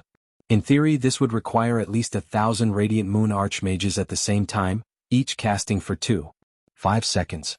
However, with the support of the weave, Jaina and Alicia easily achieved this. The blooming flower of ice was like a blooming white chrysanthemum. Chapter 13:11. In midair, apart from Sartura and Princess Huhuran, who was fighting fiercely at a higher altitude, every single Kiraj flying insect was completely torn into pieces after a sharp wind-breaking sound. Their long shins, sharp claws, and sharp mouthparts were all broken and scattered in the air. In less than half a second, they would turn into ice and fall to the ground along with the mud falling from the sky. In an instant, it was as if the entire world had become quiet. Not to mention Sartura, even Princess Huhuran and her family of 3 were shocked. Inside the Karazhan, Duke spat on the ground. Tisk. The magic net was built with the main cities of the Alliance and Horde as the core nodes. In the Karaj Temple, Si Thun had used some mysterious power to resist the magic net's coverage. The wave of Jaina's power just now was also the last wave. Right before the magic net was forcefully cut off, Duque sent a message to Jaina. Hold on, I have to save Magni first. In reality, before the magic net was completed, Duque's advancement had already been completed. He had wanted to spend more time to build a better foundation. Unfortunately, the Allied forces would not stop advancing to wait for him. Previously, Tyrant had purposely slowed down the progress at the cost of human lives. Sometimes it was like this. When the situation was pressing, only those who could grow faster under the pressure would be able to carve out a bloody path in the face of adversity. Khadgar. I'll go to Ankaraj. I'll leave the magic net to you for now, Duque instructed. Master, the problem is that there are more and more requests to connect. Khadgar frowned. Then informed the spellcasters who have used the magic net many times. Now that the magic net is newly built, overuse may cause a heavy burden on the spellcaster's mind and soul. Limit the number of times they can use the magic net in the first month, Duque said grandly. Khadgar bared his teeth. Although adding a usage limit was definitely a considerate measure for new spellcasters, how many people could see through the dilemma of not having enough mana in the magic net? Furthermore, if Duque were to go personally, it would probably be a huge mana overdraft. Alright. If the boss moved his lips, the lackeys would naturally have to run their legs. Khadgar and the other elemental emissaries looked at each other and saw the bitter smiles in each other's eyes. You don't need to say anything, just get to work. Duque waved Atish, and a purplish-blue long and narrow teleportation door appeared in front of him. The meticulous Khadgar noticed that this portal was narrower than usual, giving off a sharper feeling. His eyes were not playing tricks on him. This was a portal used to break through space. The Karaj Divine Temple was Si Thun's territory. As an ancient god, of course, he wouldn't let his enemies come and go as they pleased. You want to open a portal to enter? No way. He knew that when the duration of his god's descent ended, it would be time for him to die in battle. Just at this moment, a mysterious purplish-blue light suddenly appeared beside Magni. That dazzling light was like the light of the birth of all things. Perhaps the life on Earth came from sunlight, and it was incompatible with the purplish-blue color. But this ball of light gave people a feeling that it was full of wisdom. At that moment, in the originally decaying temple, all the other colors dimmed. It was as if there was no other color in the world. The space suddenly trembled. A crack in space that wasn't very wide was forcefully torn open, and became a slightly narrow teleportation door. A man in a blue and white magic robe walked out. Ku, Magni almost threw himself at him with tears and snot. Duque's eyelids twitched. Why did this Duque sound like it was calling him, but why did it feel like Magni was calling him father? Bullsh*T. I don't have such an ugly son. Duque kicked Magni, who had rushed over to hug Magni's leg after he had dispelled God's descent. Scram. When there were comrades standing behind him that needed his protection, Magni was the most reliable warrior. He fully demonstrated what it meant by heaven to the left and warriors to the right, with his ridiculously hard body. However, in the face of a demigod like Duke, Mag actually cowered in fear. Chapter 13:12. Terrified. Yes. He was King coward. Perhaps he was trying to conserve his energy, or perhaps he felt that he had to leave a useful body for the next battle. This burly dwarf took out a tower shield from his storage bag and carried it on his back. He changed his axe to a shield in his left hand and a hammer in his right. From afar he looked like a tortoise if he didn't have the Balrog hammer. Duke rolled his eyes and decided not to bother with this guy anymore. He spread out his spirit sense and sensed that although Jaina and the others were in a sorry state, they were fine. Duke exhaled a breath of turbid air. Phew, all right. Although I don't know who taught you to divide and annihilate, but since you're so good at it, I can't hold back. Let's deal with you quickly and meet up with the others. Suddenly, Skirim replied to Duke, "Long live Si, Thun, Duke." Huh? This guy could talk? He didn't have much of an impression after fighting so many times. After all, this guy wasn't strong and hadn't been wiped out many times. But your boss Si, Thun is already more than 10,000 years old. Are you sure you want to wish him long live? Duke laughed shamelessly and made his move. Prophet Skirim was faster than Duque. He instinctively sensed that the elemental state around Duque wasn't right, so he didn't choose to use Magic Burst. Instead, he let his main body and doppelganger release Great Earthquake Strike at the same time. Duque frowned. Skirim had obviously held back just now. When that shocking force of nature hit him, he instinctively realized that if he was in his normal state, he would definitely be sent flying by this force. No, being sent flying was already a good thing. The worst thing was to be hit by 3 great earthquake strikes at the same time. That scene would probably be like a pile driver. He would become a pillar and be driven deep into the ground. Mag was about to remind Duque to be careful. However, he saw that Duque did not make any extra movements. He just pressed one hand into the void and suddenly, a faint sound of wind whistling and thunder rumbling rang out. He didn't make any big movements. It was as if he was flipping a page in a book. It was very natural. In that instant, it was as if Duque's hand had grasped the power of the entire world. It was as if the entire cycle of life and death was within his grasp. Bang! A loud sound rang out. The natural elemental shockwave that should have punched a few large holes in Duque's seemingly thin body instantly disintegrated and dissipated with this action of Duque's. No! Prophet Skirim shouted. In the blink of an eye, the radiance of the arcane technique lit up, and 3 identical Skirims appeared beside Duque in a triangular formation, firmly surrounding him. The 3 Skirims, whose upper bodies resembled lobsters, had fanatical expressions on their faces as they raised their claws in unison and shouted, "Go to hell!" The purple radiance of Magic Burst immediately lit up on the main body and the 2 doppelgangers. Duque laughed shamelessly. Sure enough, monsters are monsters? Or is it that those who aren't in human form have lower intelligence? Bang! Bang! The arcane energy explosion that enveloped Skirim's body suddenly stopped. The purplish-blue radiance on the 3 guys' bodies all rushed out uncontrollably and condensed into hundreds of arcane missiles in midair. In an instant they shot back at their own bodies. Then Mag heard bang, bang. 2 shattering sounds rang out, and the 2 boss doppelgangers that had been bothering him for a long time exploded. Impossible! Skirim shouted. Impossible? Duque smiled. Idiot. Let me tell you. If I can't enter the divine domain as the god of magic, then I will settle for the next best thing, and become a god as the god of arcane magic. After teasing for a while, Duque didn't waste any more words and directly pointed at the index and middle fingers of his right hand. Chirp! A sound rang out. Duque's fingers seemed to extend infinitely. Of course, it wasn't that Duque's fingers became longer, but the arcane energy instantly shot out from his fingertips. It was hard to describe whether it was an arcane missile or an arcane sword. The arcane elemental light that shot out was incredibly fast, and in less than 1/100th of a second, it pierced Skirim's throat. It was clearly magic, but it was no less cold than any divine sword in the world. This was both magic and a long sword condensed from magic. The sword light was full of killing intent, and the momentum of the sword could pierce through any hard shell that wasn't protected by divinity. Clang! At the moment when Duque's long arcane sword pierced Skirim's throat, Skirim, who was a general under Si Thun, finally reacted at the critical moment. The huge red pauldrons, no, it should be a part of its body, the hard shell on the left and right shoulders, suddenly closed. The solid shell locked the incoming sword edge so that the long arcane sword couldn't move an inch. Duque's 2 fingers bent slightly and then poked out again. Obviously, Duque didn't reveal any emotion, but Magni, who was next to him, had a completely different feeling. He seemed to hear the sound of a sword resounding through the world, and a terrifying killing intent surged. The pure arcane energy burst out like a flood. Duque's calmness formed a sharp contrast with Skirim's and Magni's nervousness. Clang! The long sword that seemed to have been locked a moment ago became two sharper arcane daggers in the next instant.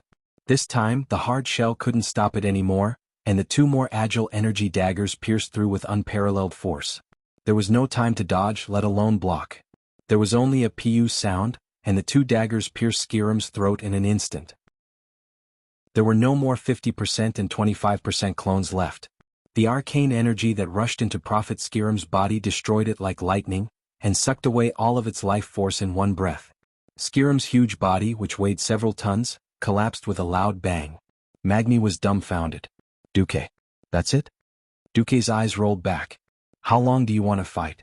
I'm a demigod now after all. To deal with a leader-level creature that doesn't even have divinity, do I have to fight for a day and a night before I barely win? Are all demigods so awesome? Alright. I'll become a demigod too.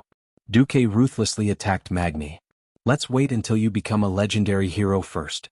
Legendary heroes weren't a real level. It was purely to distinguish the powerhouses who had stepped into the realm of heroes from the powerhouses who were infinitely close to the realm of demigods. It was a level that adventurers boasted about themselves. Chapter 13:13. But the rank of legendary heroes seemed to be solidifying recently. It couldn't be helped. According to the realm of heroes, the newly promoted Valilla, Brawl, and the earlier batch of Riataline and Lillis were all heroes. But the difference in strength between them and the oldest batch of heroes was too great. Not to mention Tyrion Fordring, the most senior Empress Dowager. Even Vanessa could easily defeat Valera. After all, Vanessa's strength was honed through countless bloody battles. Compared to Valera, who could only bully mortal gladiators in the arena or beat up small monsters, it was a completely different concept. If Vanessa hadn't been so busy recently, Valilla would have chased after Vanessa every day to ask for a duel. The same thing happened to Riataline. She was already the most powerful paladin among the Blood Elves. Even without divine equipment, Gavin Rad still relied on the more intense holy light to take down Riataline with one hand. And in the tavern, in the comments of the upper echelons, heroes who had experienced so many battles were unknowingly promoted to the new rank of legendary heroes. Naturally, there was a new standard for legendary heroes. Only those who could take down a divine creature alone could be considered a legendary hero. Hearing Duque's words, Magni bared his teeth. Good. There are too many things to do now. The Iron Furnace Castle needs a powerful guardian. I'll go train after defeating Thun. Duque stretched out his hand. He had wanted to take Prophet Skirim's spoils of war and leave, but the system elf suddenly gave him a notification. The soul of this creature has been detected to be compatible with the magic net. Would you like to capture it? If captured, there is a 94% chance that it can be converted into a magic net processor after purification. What kind of benefit is this? Looking at the system notification carefully, Duque decisively clicked yes. He only saw Duque's right hand pinch the air, and then a translucent spirit of Skirim was pulled out of the body by Duque. Nimble fingers flew in the air, and then Skirim's soul was shredded like a butcher dismembering an ox. The extra spider legs, shoulder armor, and arms were all cut off and shattered in the void, leaving only a purple-blue soul core, which was finally taken by Duque's palm. The corners of Duque's mouth rose and he suddenly smiled bitterly. Because he found that what he was doing now was almost the same as what killed Jaden had done to Nazul back then. However, the egg always destroyed Nazul's body and stuffed it into an ice skeleton. Duque was a bit more thorough. He completely erased Skirim's soul imprint, which meant that the miserable Skirim would no longer have any memories and would only be left with the instincts of a caster. Duque had received a system notification the moment he'd brought Cram to the weave. Arcane Soul Compatibility Test complete. The weave has obtained a new metamagic ability, Enhanced Magic Blast. This ability can increase the critical hit rate of Magic Blast by 10%. Holy sh*T. There's actually such a suffocating operation? Come to think of it, it made sense. Skirim had always used teleportation and Magic Blast to blast his enemies until they wished they were dead. It wasn't surprising that his soul had the ability to enhance Magic Blast. Originally, Duque had no interest in small bosses other than Thun, but now it was completely different. This was a great opportunity to collect metamagic abilities.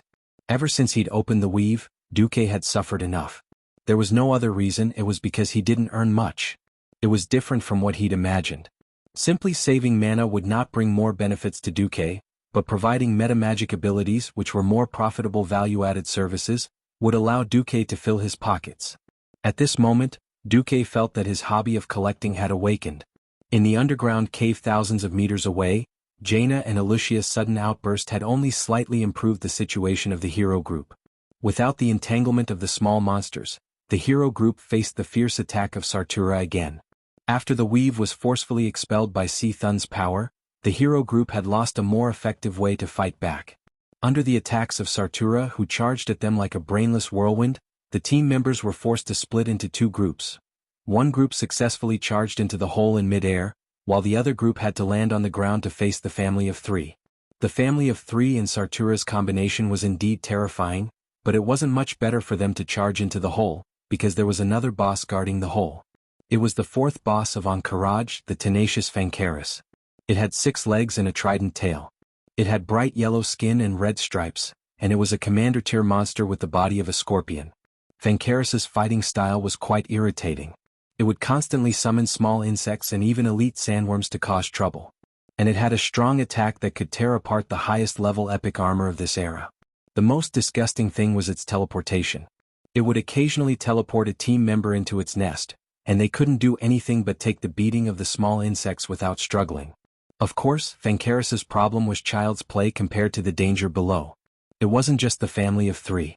Even the leader of the ooze monsters, Vistus, had come out. This meant that the team below had to endure the crazy attacks of 5 bosses at the same time. It was obvious that there was a commander behind the scenes directing these leaders to perfectly divide and eliminate the Alliance heroes. Damn it. Gugugugu. Gavin Rad was the first to suffer. When he was the first to land on his Fire Eagle, he was also the first to be ambushed. The leader of the ooze monsters, Vistus, suddenly jumped out from under the sand and swallowed Gavin Rad along with his Fire Eagle. Gavin Rad activated his invincibility almost immediately. So what? The Paladin's Holy Shield spell only lasted for slightly more than 10 seconds. Once the time was up, Gavin Rad felt like he was drowning in the corrosive mucus. If it wasn't for the fact that his entire body was filled with holy light, and the Windsword's nature attribute slightly resisted the corrosive mucus, Gavin Rad would probably have been the first to die in this battle. The scales of victory for the Alliance were still tipping in the direction of collapse. William led his men into the cave and faced Fancaris head-on. Magni stayed on the surface, and only Bulang and Theon were left to tank the boss.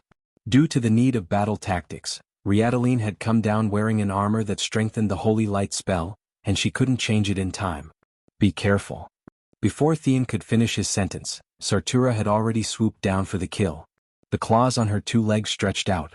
Since she didn't manage to hook the more agile Queen Sylvia, she flapped her wings and suddenly changed her target, grabbing Kalia, who was beside her. She wanted to tear Kalia in half in midair. Just then, a teleportation door appeared out of nowhere in the air behind her. Chapter 13-14. This portal that appeared in the air 50 meters in the air was not visible at all if one was not a ranger hero with the sharpest eyes. But the timing of the portal's appearance could be said to be perfect. It was the moment when Sartura raised her white veil and revealed a cruel smile as she flew. Suddenly, Sartura's smile froze on her face. The portal that appeared out of nowhere seemed to have been forcibly torn open by the fingers of countless pure white mage hands. In the purple-blue rift, a golden spiral sword suddenly stabbed out. It was the golden light that seemed like the birth of all things. It was the light of the first glimmer of dawn. It represented hope, and the banishment of evil darkness. It was impossible to avoid. Sartura, who was flying at high speed, could not avoid it at all. Ah! Accompanied by a scream, even if she twisted her body at the last moment, at least 2 of Sartura's cicada wings were cut off by the golden sword. She still wanted to pull Kalia away, but after cutting off her wings, the spiral sword's momentum suddenly changed, drawing a beautiful arc in the air. If she did not let go of her claws, her legs would not be able to move. In the choice of tearing apart an insignificant human or saving her legs, Sartura was decisively terrified. She did not even have time to increase her strength to hurt Kalia, and directly let go of her claws.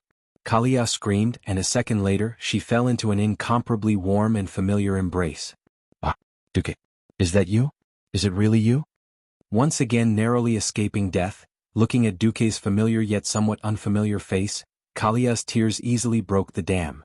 She stroked Duke's face, completely unable to control herself, and began to cry. Duke gently carried Kalia in a princess hug. It was only at this moment that the spatial rift behind him turned into countless drifting fragments, and finally turned into nothingness. Looking at the battered and exhausted battle situation, in the depths of Duke's dark eyes, there seemed to be a dazzling golden flame burning. He opened his mouth, and his voice shook the entire dark cave. "It's the twin emperors, right? Not a bad plan. Almost caused irreparable damage to the alliance. And almost hurt my lover. But since I'm here, then this farce should end. Get out here. Otherwise I'll kill my way to see, Thun." The buzzing in the air was a display of power, a change in the laws. The weave, which had been rejected outside the temple, once again began to crack like glass in the air. Duke showed everyone the gap between mortals and god domain experts. The first thing that entered Duke's line of sight was the sludge monster boss, Vistus, who had swallowed Gavin Rad. Gavin Rad was desperately swimming inside the ooze monster's body. Oh, it should be called struggling. Even if Gavin Rad had the strength and time to swim in there for a year, he wouldn't be able to swim out. The green mucus would surge in the opposite direction, pushing the victim back to the center. Unfortunately, Vistus was a rare monster that was immune to both soft and hard tactics. Because the ooze monster didn't have a fixed body, it couldn't take physical attacks. In essence, it wasn't an undead. What was even more ridiculous was that it couldn't even be considered an evil creature. Holy light was useless against it. In addition, it was of the nature attribute. Even the wind sword was ineffective against it. The bitter Gavin Rad was suppressed to death by it. Gavin Rad, who had experienced many battles, really wanted to kneel. Seeing Gavin Rad struggling like a nailed frog, Duke forcefully connected to Gavin Rad through the weave and communicated with him through telepathic thoughts that could transmit thousands of messages per second. "Boss. Help." Gavin Rad was definitely in tears and snot. "What? You can still hold on? Then I'll save the others first." Duke was up to no good and deliberately played dumb. "Boss, you can't play me like this. I've been your guard for so long. Even if I don't have any credit, I've worked hard. Back then, you were flirting with girls in the room and I was sitting outside drinking and drinking." Gavin Rad's voice was already shocking to the point of tears. Alright, I won't tease you anymore. Thank you for saving my life, boss." To outsiders, the telepathic thoughts communication happened in less than 1/100th of a second. Everyone only saw Duke holding Kalia in midair and attacking. Hundreds of snow-white threads of light shot out from every finger of his free left hand. At first they were just threads, but in the blink of an eye, they turned into the sharpest frost arrows, pouring down on Vistus' body like a torrential rain. That's right, this sludge monster leader's biggest weakness was frost. It could not be dealt with by a simple blizzard spell but a large number of frost arrows. Only the frost arrows could easily freeze the well-hidden small cores in the sludge monster's body. If this were a game, they would have to form a large group of mage players and use a large number of frost arrows to kill this thing. Since Duke, who was a demigod and a mage demigod, was here, the other mages had nothing to do. Whoosh whoosh whoosh. Suddenly, a flurry of frost arrows shot out like a snowstorm, and everyone only saw Vistus instantly freeze. The originally disgusting soft body turned into a large pile of green ice that looked like poop.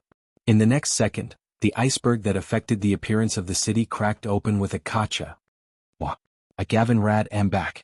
On his forehead, Gavin Rad, who had the color of a grassland, waved his wind sword, like a god of war who had returned from a latrine pit, bursting out of the iceberg in anger.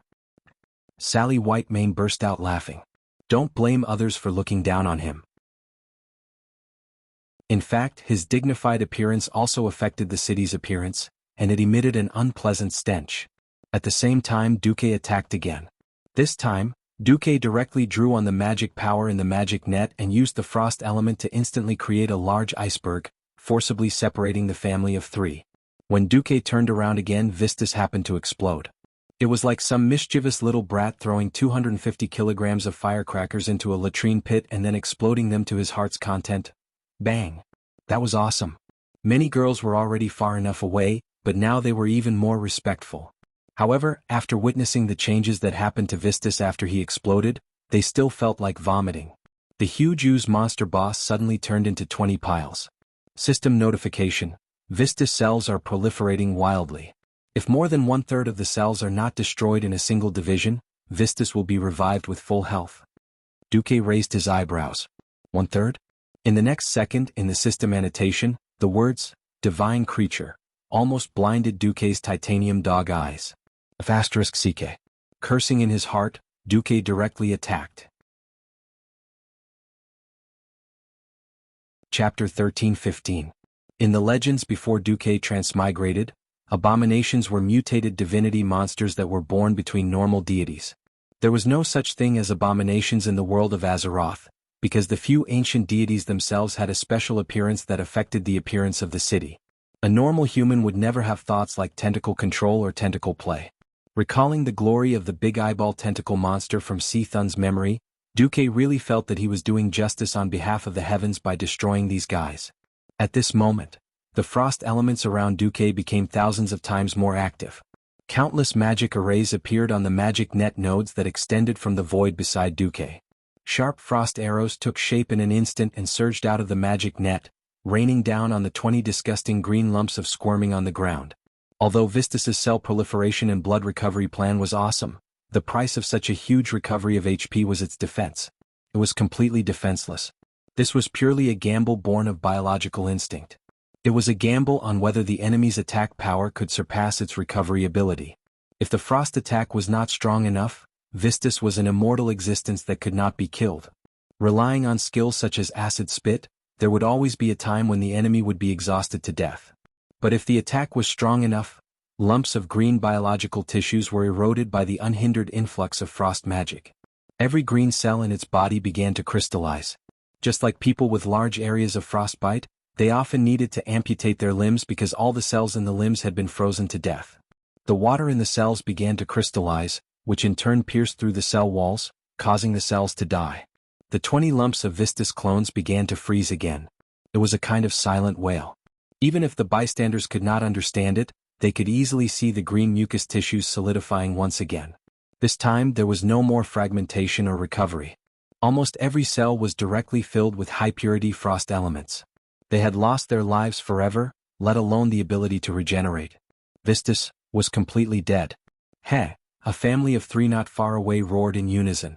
They were angry at Duque for killing their companion. Of course, Duque had no time to pay attention to this defeated dog's wail.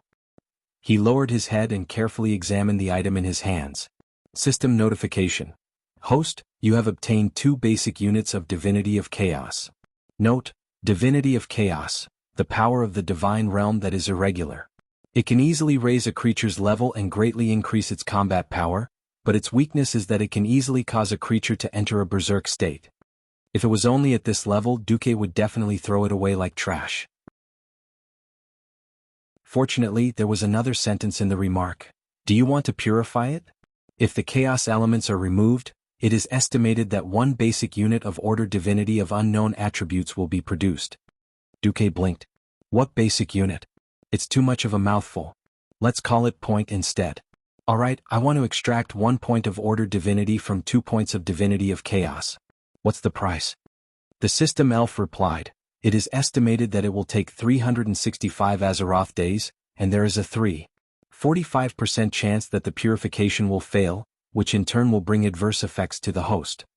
Duque understood what the system elf meant. Purification was actually a process of mutual influence. Although light and darkness were interchangeable in this world, nothing was completely pure. The more absolute a power was, the harder it was to purify it. System elf, is there anything I can do to increase the success rate? If I use a greater amount of order power to purify it, the failure rate can be greatly reduced and infinitely close to 0. The communication between Duque and the system elf's divine sense was only for a moment in the outside world, and outsiders did not even notice that Duque was in a daze. In Duque's perception, an enemy was approaching at high speed from behind. Originally, Sartura was very fast, but after she abandoned the whirlwind slash that would slow her down and added all her strength to her speed when she swooped down at high speed was quite shocking. Although many people were unwilling to admit it, it was already a little like the speed of sound. The attack arrived before the sound was heard. Unfortunately, Duque had already spread out the weave. Even if Sartura's rash charge in a straight line was faster, the elemental vibration caused by her was no different from a huge wave in the weave. How could Duque not sense it? Little? Illusia was about to remind Duque, but found that Duque's figure had already become a blur. Sartura pounced on Duque's afterimage. Asterisk ka ka ka. Asterisk the light that burst forth from Duque's afterimage turned into a bunch of crows that flapped their wings and cawed. The ear-piercing sound, coupled with the strange undulations in the air, instead interfered with Sartura's judgment. For a moment, no one expected Sartura to be stunned at Duque's previous position. Duque's figure appeared again, this time to her left. However, the sudden stab of the spiral golden sword was caught by Sartura's claw. The spiral sword spun at high speed in the claw, making a zzz sound similar to the scraping of metal from a grinder. "I've caught you." Sartura suddenly laughed coldly. "No, I've caught you." Duque responded with a polite smile. His smile caused Sartura to have a bad feeling. Sartura guessed correctly, but it was too late. Duque had a headache dealing with a boss with high speed and high agility like her. This was C. Thun's territory. It was possible to open a teleportation door here, but to use continuous flash, that was very difficult. If Sartura stubbornly avoided him and only ran to kill the other heroes of the Alliance, Duque would also have a headache. Since Sartura recklessly rushed over, Duque of course would gladly accept it. The spiral golden sword that seemed to be stuck suddenly burst forth with a golden light that was enough to blind any evil creature. Sartura instinctively wanted to run, but unfortunately in that moment of daze, the golden light had already turned into a large net, instantly covering half of Sartura's body.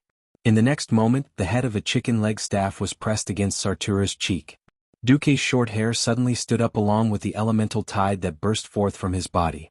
From the very end of the hair, the fire element that flowed out made Duque look like he had a head of fiery red hair. In the bright firelight, it reflected the cold expression on the face of this new demigod. Although Duque's body was already similar to many burly human males in this world, compared to her huge body he was very small, only a third of her size. But now, in everyone's perception, Duque's body seemed to have suddenly grown 100 times larger, becoming a giant that could support the heavens and the earth. His pair of eyes seemed to be made of the purest obsidian, shining brightly and incomparably deep. The terrifying power that surged like a sea of fire formed a very dazzling ball of light, making the fire element gather crazily on the head of the staff at an extremely fast speed that bystanders could not imagine. Chapter 13:16. Compress. Compress. Compress again. In just 1/100th of a second, this dark cave that hadn't seen the light of day for thousands of years returned to the embrace of light. Facing such a powerful enemy, not only Sartura, but every leader of Encourage felt a sense of helplessness and fear rise in their hearts. "No!" Sartura screamed shrilly and then did something that no one expected. She suddenly flashed, and no one knew how she did it, but in order to escape she actually cut off her arm that was sealed by Duque. Not only that, a small part of the shoulder armor that was connected to her arm, yellow and green bodily fluids splattered all over the place, along with some pieces of her internal organs. She made such a huge sacrifice just for that moment of opportunity to escape. What a pity. Just as she escaped, Duque also flashed. The staff head that looked simple and unadorned like a wooden chicken drumstick, was still stuck to Sartura's face at the same distance. Not an inch more, not an inch less, still sticking close to Sartura's face.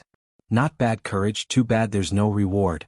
Following Duque's mockery, the demigod level, flame blast, smashed out from the staff head of Atish, directly exploded at 0 distance. Ah! Sartura let out the most tragic howl since the start of the battle. Her seemingly pretty face was originally covered by a veil, but under the terrifying power of the flame blast, all of her true form had to be revealed. That was the unique mouth part of an insect creature. The 2 cockroach leg-like antennae were instantly blasted in half, and half of its face instantly caved in. Its twisted neck couldn't help but have a large area of scorch marks appear on it. If it was just a simple flame blast, it wouldn't be able to take her life. In the next moment, only the people with the most powerful eyesight could see that the flames that should have exploded in all directions gathered again under the control of Duque's astonishing elemental control. 2 consecutive attacks. It wasn't as simple as duplicating the attack twice, but rather gathering the scattered elements once again and launching another destructive attack in an extremely short amount of time on the opponents already injured and starting to be damaged. Perhaps, in the eyes of those with poor eyesight, Duque instantly killed Sartura. Only those who saw this scene clearly would feel the shock of looking up to a great mountain. Bang! A loud sound rang out. The flames spread wantonly in the sky. Sartura's scorched black half-body fell heavily into the yellow sand at the bottom of the dark cave. This is the third one. Prophet Skirim, Vistus and Sartura. Then Magni, who had just come out of the portal that Duque had opened for him, muttered to himself. It was only at this moment that the Alliance powerhouses realized that as soon as Duque appeared, he had already killed 3 of Si Thun's generals. Roar. In the dark sky, the 2 beasts, Onyxia and Princess Huhuran, were fighting fiercely. The shockwaves from the clash of fire and nature elements continuously tortured the already unstable cave walls. The murals on the walls melted in the flames, and the acid that Princess Huhuran spat out splattered everywhere. More rocks collapsed and fell. The Alliance heroes who were fighting with the family of 3 had to constantly pay attention to the top of their heads to avoid being affected by this waterfall of rocks. The 2 larger bugs in the family of 3 easily caused the sand and rocks on the ground to form layers of broken waves, causing the Alliance heroes to be in a sorry state. The Rangers with light movements could still make do, but the others had to worry about whether they would fall into those ghastly cracks or be swept into the earthquake-like area. Duque didn't have the time to care about all of this. He didn't even have the time to look at what spoils of war he had gotten from killing Sartura. That was because in the darkness in the distance, 2 humanoid creatures that were 7 to 8 stories tall were charging over. Duque put Kalia down and said to Jaina, "I'll leave this to you." If it was possible, Duque naturally hoped to gather his superior forces to deal with the enemy. For example, he could leisurely take care of all the weaker leaders of the enemy, and then face Si Thun with a leisurely attitude. Unfortunately, he couldn't. In the battle between the 2 princesses in the sky, Onyxia clearly had the absolute upper hand. If he wanted her to decide the winner immediately, it would be difficult for her own mount. Rushing to decide the winner meant taking risks. Attacking recklessly was never Onyxia's forte. The Black Dragon Princess was better at using careful and continuous attacks to force the opponent into a desperate situation, and then killing them without suffering any injuries. Only when the situation was urgent and there was no other choice would Duque strictly order her to attack fiercely. So at this moment, Duque gave her a reassuring message, "Onyxia, just fight at your own pace." "Thank you, master." Duque was a demigod and one whose strength far exceeded hers, a demigod who had the chance to reach the highest position. Compared to being forced to serve a lowly human before, the current Duke made Onyxia feel better about her reputation. Being the mount of a powerful demigod sounded better than being the mount of a human. If not for the fact that they were in a fierce battle, Onyxia would have run over and taken the initiative to ask to tame a dragon. In a higher cave, half of the hero team led by Varian was fighting with the tenacious Fancaris. Obviously, the outcome would not be decided in a short period of time. It seemed that Oro's early death and the fall of Naxxramas had deeply stimulated Si Thun's side. Other than Oro and Si Thun, who was guarding the underground palace, all the leaders of Ahn'Qiraj who could fight were here. The 2 enemies who had come at this moment were naturally the twin emperors, Vecnalas the Great and Veclor the Great. Facing the twin emperors in the temple of Ahn'Qiraj, whose strength was second only to Si Thun, only Duque could come personally. Tyrant suddenly thought of something and exclaimed, "Wait! Duque, isn't one of the twin emperors immune to magic?" Duque laughed. If someone else had asked him, he would have definitely replied, "Who do you think I am?" As Duque's lover, Tyrant naturally did not need to refute. There was only a confident smile. In his left hand was the most simple and unadorned divine artifact magic staff, Atish, legendary staff of the Guardian. In his right hand was the sharp divine artifact longsword, Marcus, Song of Light and Darkness, with a peculiar spiral conical shape. Clang! At this moment, the sound of the sword resounded through the 9 heavens. The spiral sword in Duque's hand suddenly became dazzling. The entire holy sword seemed to have turned into the purest light, becoming the brightest light in the world. This sword illuminated the entire hell-like underground cave of the Temple of Ahn'Qiraj. At this moment, not only did Duque's whole body burst out with the power of a demigod, but also a surging sword intent. Duque did not say a word. His attitude said everything. "Today, not just a demigod, I will even kill a god for you to see." You're tuning in to the Han Lee's Wuxia Chronicles YouTube channel. We're so grateful for your support, and don't forget to subscribe to join us on this incredible journey through captivating stories. Your generosity through donations truly makes a world of difference, as it's the primary source of revenue that allows me to expand and enhance this channel for you. Thank you from the bottom of my heart for being a part of this adventure.